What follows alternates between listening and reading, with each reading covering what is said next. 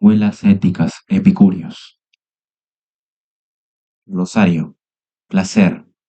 Ha sido bastante común entre los filósofos tomar el concepto de placer en un sentido muy general, que abarca o se supone que abarca todas clases de placeres y de sentimientos de placer. Así, se ha considerado que ciertas cosas pueden causar placer porque causan sensaciones placenteras, como ocurre con el sabor de un buen vino.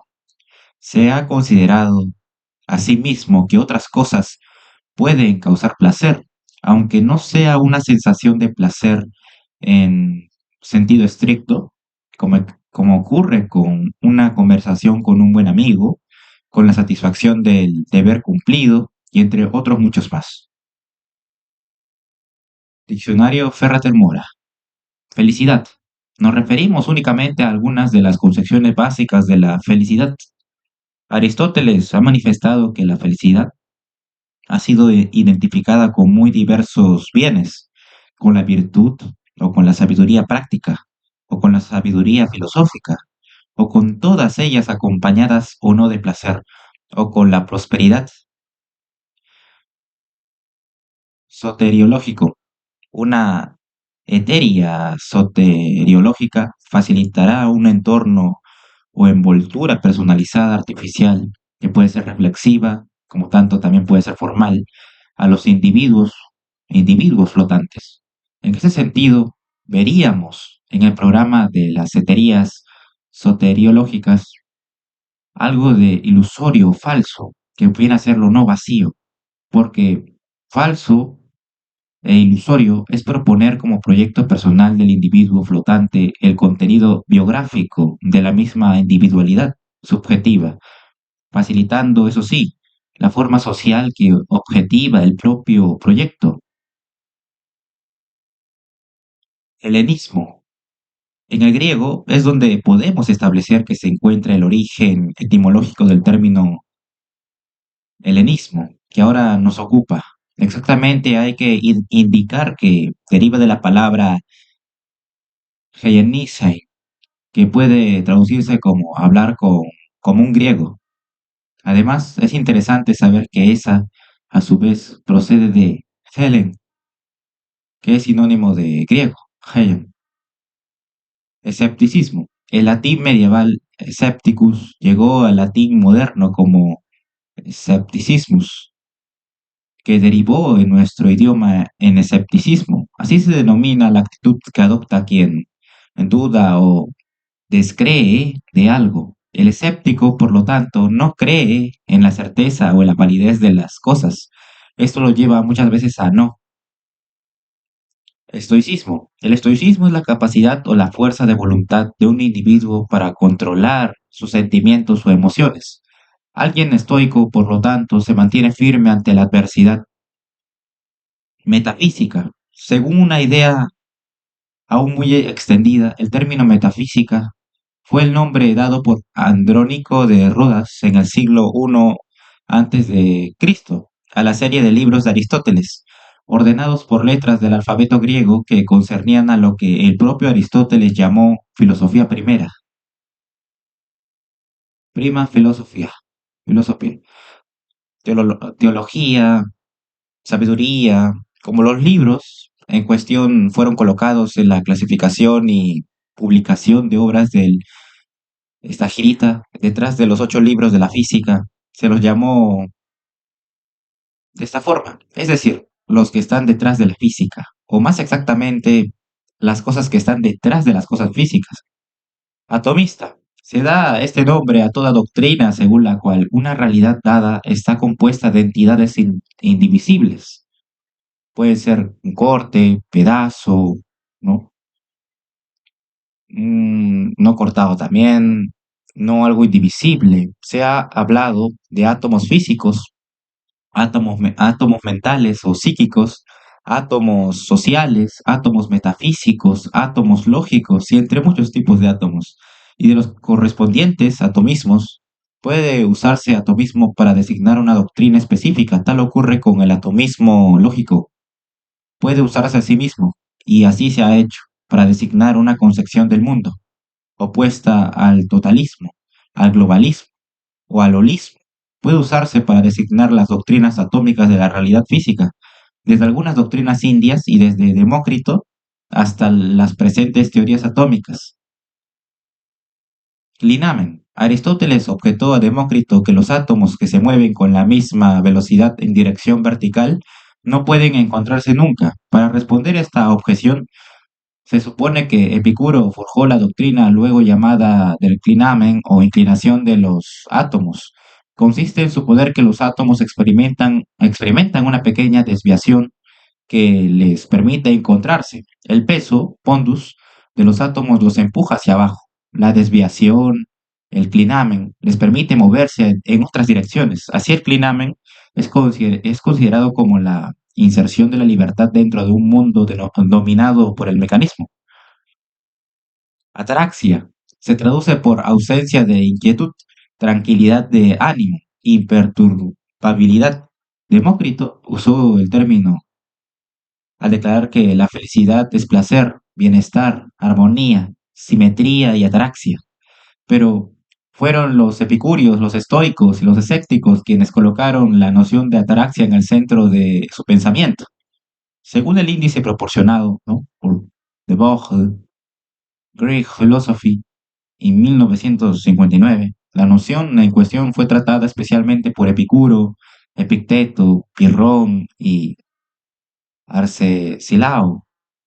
Según Epicuro, la felicidad se obtiene mediante la ausencia de pena o dolor, y por la ataraxia de ellas gozan los dioses, los cuales no se ocupan ni del gobierno del cosmos ni de los asuntos humanos.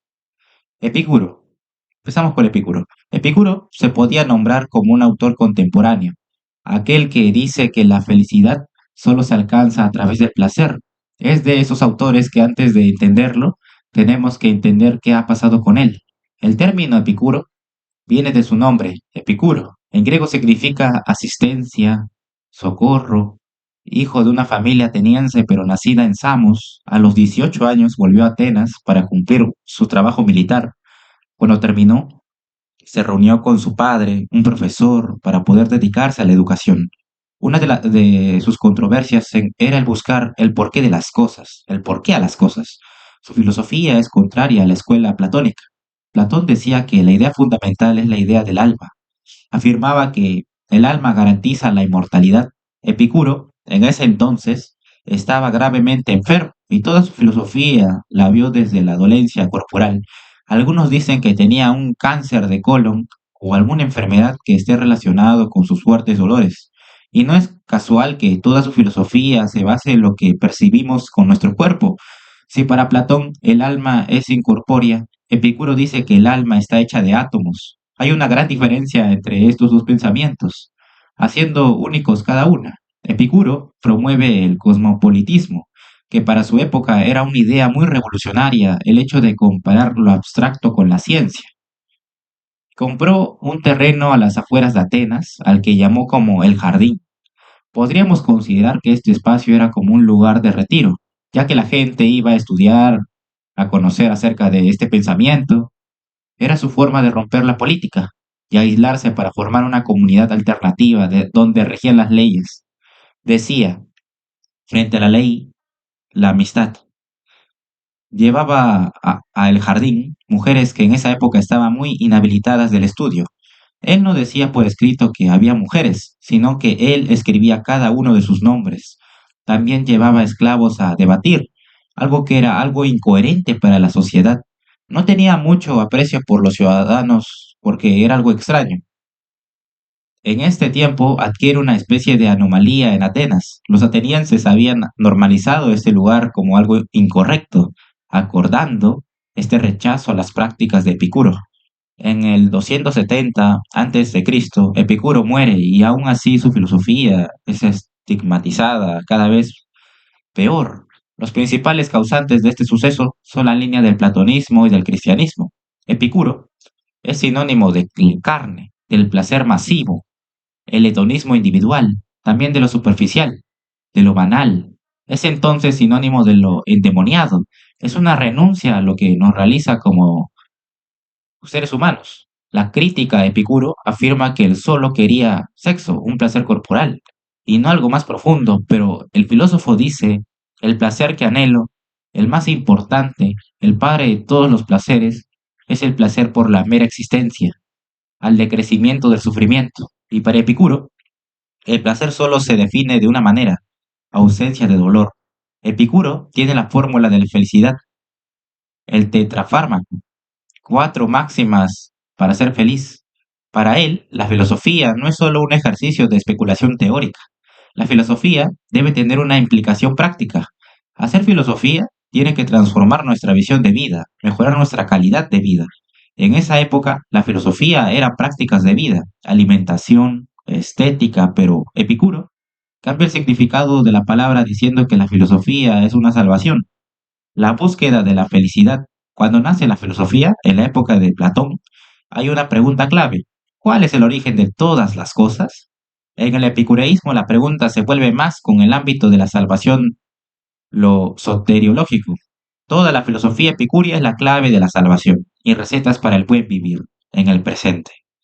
Se dice que escribió a lo largo de 300 rollos, que es el equivalente a 300 libros. Permanecen de los originales 5 rollos, pero tenemos a Lucrecio, que en su obra dedica gran parte a recuperar a este filósofo. Gran parte de las ideas de Epicuro son parte de Lucrecio. Soteriológico, ¿no? La soteriología es la rama de la teología que estudia la salvación. Lucrecio es un poeta y filósofo romano. Segunda parte, filosofía. La filosofía griega consta de 3 partes, empezando por los primeros grandes filósofos como Pitágoras, pasando por la época clásica en donde podemos encontrar a Sócrates, finalmente el helenismo, donde encontramos al filósofo Epicuro. En el helenismo podemos encontrar varios movimientos que son famosos por su influencia. El cinismo, el escepticismo, el estoicismo, la filosofía epicureísta se basa prácticamente en varias palabras clave: ética, placer, culpa, felicidad y creencia. Epicuro vivió la decadencia de Atenas debido a la muerte del rey Alejandro Magno en el año 323, formando una crisis en la capital del mundo político civilizado. A partir de aquí, se empiezan a formar nuevas escuelas éticas, a lo que hoy en día nos atreveremos a llamar sectas. Cada una de las filosofías que enseñaban en las diferentes escuelas te enseñaban principalmente la fórmula de ser feliz, incluyendo a Epicuro en este grupo. Se presentaron varios obstáculos sobre esta idea, como la culpa y el miedo a la sanción. El mito de la sanción eterna es lo que llena de miedo a la persona y hace que regule el comportamiento de ésta. Pero no solo estos factores, sino también se presentan las leyes, la fe, el premio. Epicuro juzgaba esta creencia. Él proponía un mundo sin castigos y sin culpa, pero sí con leyes. Su metafísica de su ética. La mayoría de los filósofos suelen tener una ética, una lógica y una metafísica, una teoría de la realidad, lo relacionado con la realidad, una sobre el comportamiento humano y otra del conocimiento. La filosofía dice que el ser humano es el único ser que piensa, se piensa a sí mismo, y eso es el conocimiento. A Epicuro le importa la ética, pero tiene que hacer una explicación para que sea más creíble. Los filósofos helenísticos tenían una principal preocupación de ética, como alcanzar esa felicidad que tanto deseamos. El camino hacia la felicidad supone una concepción del bien y viene acompañado de otro. Epicuro, como ya dijimos, tiene una ética y también una metafísica. Utiliza la segunda para afirmar que lo que está diciendo tiene argumento. Se podría decir que la metafísica está al servicio de la ética. La metafísica comienza a partir de la cuestión de cómo puede haber algo más allá de la naturaleza si la naturaleza lo es todo. Metafísica es el ámbito en el cual se estudia lo que está más allá de la naturaleza. Física viene physis, que es su significado más literal al español, es naturaleza, y meta significa más allá, o sea, más allá de la naturaleza. Ética, en filosofía, es diferente a la ética que conocemos hoy en día. Esa moralidad, En filosofía, ética es la reflexión sobre la concepción del bien. Epicuro era atomista. La teoría que hoy en día ha ganado. El atomismo afirma que todos los cuerpos van construidos por los átomos, que son partículas muy pequeñas que se van juntando entre sí constituyendo los distintos cuerpos, intentando reducir materialmente el mundo. Y se podría decir que aquí está el problema del infinito, es decir, ¿hasta dónde llega? ¿Dónde está la unidad más pequeña, la última? Una pregunta filosófica, metafísica, es la cuestión de que si esa unidad más pequeña se puede dividir en otras. Epicuro afirma que hay una zona de incertidumbre, que está previa a todo lo que se presenta. Si al final hay una zona de incertidumbre, nada puede presentarse como algo acabado, cerrado, todo en un punto está sujeto por la contingencia. Epicuro va a trabajar con el azar, cosa que se podría considerar revolucionaria. Todos estamos compuestos de átomos que se juntan y que nos diferencian entre sí, pero a la vez no. Y así se van componiendo los distintos compuestos materiales. Epicuro dice que todo está hecho de materia y que todo el alma también, pero afirma que los dioses también están hechos de átomos. Si lo comparamos con la teoría platónica, podemos ver las diferencias que tienen. Platón decía que si hay algo más de lo natural, una metafísica no está compuesta por materia. La teoría del atomismo dice que el vacío también cuenta como una materia, ya que los átomos, al juntarse con otros previamente, necesitan ese vacío. Epicuro, en cuanto a esta teoría, lo que se preocupaba era por la diferencia, es decir, no entendía cómo es que cada uno de la materia se diferenciaba. Necesitaba explicar cómo es que este mundo no es tan cuadrado, o sea, no es igual cada cosa porque nos diferenciamos tanto, por ejemplo, de una flor. Aquí es cuando Epicuro utiliza la teoría del clinamen o desviación. Es decir, en nuestro mundo los átomos caen, no son estáticos. Cuando caen, sufren un pequeño clinamen, que aquí es cuando entra el azar, la ética. Epicuro dice que el ser humano busca denodadamente el bien y que lo bueno es lo que nos brinda placer y lo malo lo que nos brinda dolor. Para nosotros, éticamente, esto no es lo correcto, pero alcanzar el placer no es simplemente divertirte, no es una cuestión frívola, es una cuestión ética. Él dice que si queremos llegar a ser buenas personas, tenemos que disfrutar del momento. Bueno es lo que nos da placer, malo lo que nos produce un dolor. El placer es indomable, algo revolucionario para su época. El placer es individual, eso no quiere decir que no podamos compartir el mismo placer con una persona, como en el acto sexual o como el simple hecho de tener una buena charla con una persona, pero es algo que lo siente el propio cuerpo de una sola persona. El atomismo es una teoría que inaugura Demócrito de Abdera. La contingencia, en filosofía, significa que puede ser de otra manera, en todo lo que no es necesario, según afirmaba el filósofo Aristóteles. Busca el placer que no venga venido del dolor. Epicuro huía del dolor físico, la experiencia sensorial corporal. Él vivía con un continuo dolor debido a su enfermedad. Su ética dice que si te dan a elegir entre ambas, dolor o placer, dice que huyas del dolor y después buscas el placer. Y este pensamiento es clave en el hedonismo. Ninguno de los seres humanos sabe entender que el placer es una ausencia de dolor. Lo entendemos por la afirmativa. Para nosotros, la filosofía epicúrea la podríamos relacionar con el budismo, por ese placer a las pequeñas cosas. Este pensamiento está mal desarrollado a día de hoy. Pensamos que Epicuro era un filósofo materialista al que solo le importaba el placer corporal, pero es totalmente una idea errónea. Hay unos placeres elementales que todos necesitamos encontrar. El principal es el mero hecho de existir. Pero entonces, ¿qué es la felicidad? Lo que decía Epicuro es que ese bienestar es el ahuyentar a los dolores. El tetrafármaco, los dioses no son de temer, la muerte no es temible, el bien es fácil de adquirir, el mal fácil de soportar. Estas cuatro frases se vuelven, por así decirlo, un mantra, lo repetían continuamente que los unía. Epicuro decía que no hay por qué temerle a la muerte porque cuando la muerte llega, tu ser ya no está y viceversa. No hay que preocuparnos porque el día en el que morimos, ¿no? El que muramos, no vamos a sentir nada. La muerte no trae dolor. Él le tiene miedo a la agonía que te lleva a la muerte. Los dioses, para este filósofo, están hechos de átomos. Son seres totalmente perfectos, pero para llegar a serlos, no tienen por qué influir en la vida de cada uno de nosotros. no influyen sobre nuestros actos. Los dioses son la realización plena de esta forma de vida.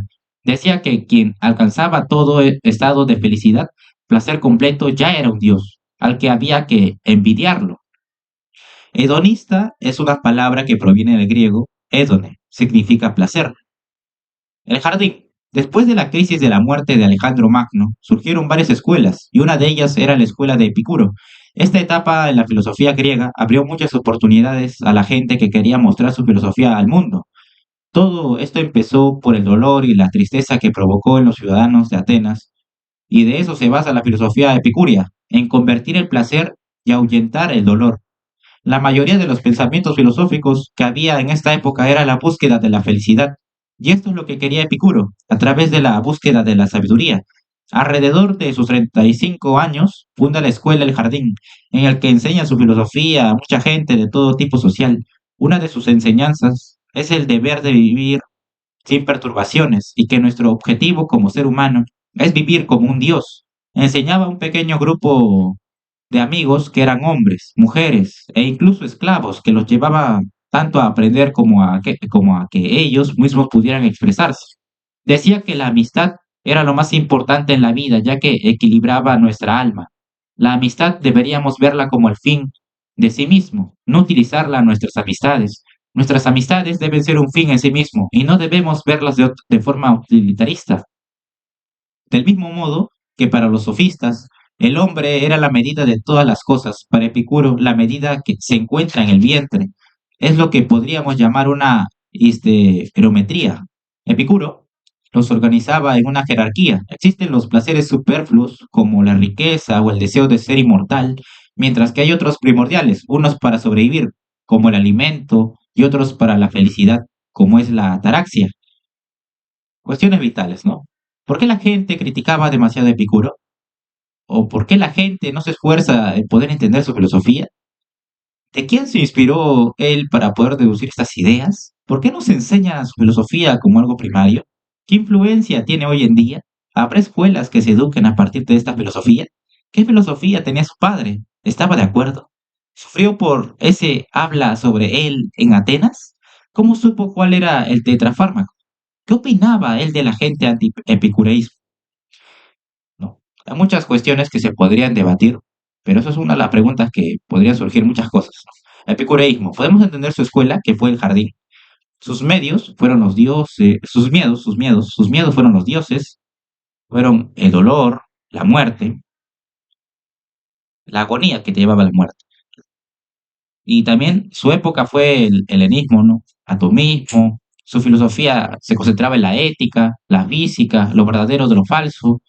Y Epicuro, en el 341 hasta el 270 a.C. vivió. Epicuro de Samos. Y hay algo bien importante que él mencionó, una de sus palabras más célebres, una de sus frases. Llegará un momento en que creas que todo ha terminado. Ese momento será el principio. Epicuro de Samos.